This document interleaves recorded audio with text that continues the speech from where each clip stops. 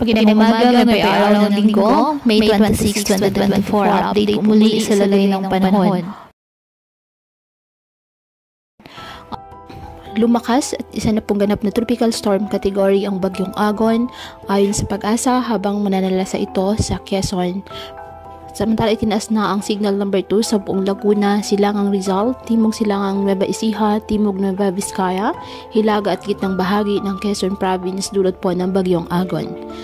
Itinaas na rin sa signal number 1 silang bahagi ng Isabela, Aurora, Silangang Pampanga, Quirino, Hilagang Bicol Region, Hilagang Albay, Camarines Norte, Marinduque, Romblon at Hilagang Oriental, Mindoro. Magdamag na ulanin ang Metro Manila, Calabarzon at ilang bahagi ng Central Luzon, kagaya ng Bulacan dulot po ng bagyo. Nasa ilalim rin ng signal number 1 ang Metro Manila at Bulacan.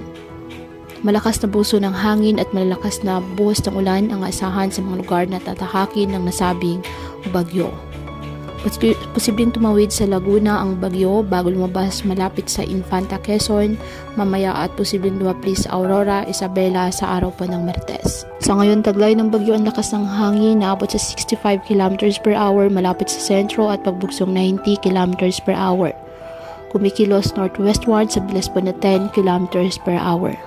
Kaya patuloy pa rin natin na pinag-iingat ang ating mga kababayan sa banta po ng mga posibilidad ng pagbaha at pagguho ng lupa lalo na kapag may malalakas na ulan at ugaliin po na magdala palagi ng payong o hatan mo panangga sa ulan sa tuwing lalabas po ng ating mga tahanan. At yan po muna ang update sa lagay ng panahon ngayong araw. Muli patuloy po tayo na mag-ingat at palaging tandaan, God loves you. Stay safe and God bless.